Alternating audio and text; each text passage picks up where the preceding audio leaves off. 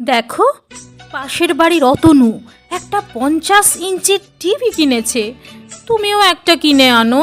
প্রিয়তমা, যার কাছে তোমার মতো সুন্দরী বউ আছে, সে কেন ফালতু টিভি দেখে সময় নষ্ট করবে?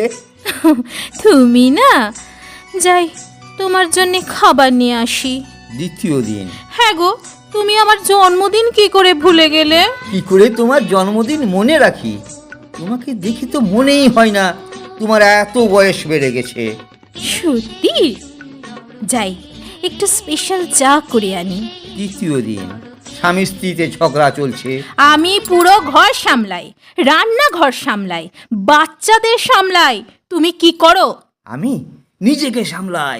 তোমার নেশা ধরানো চোখ দুটো দেখে, ও চোখ নয়, যেন দুটি শুকতারা পলকে পলকে হয়ে যায় দিশাহারা।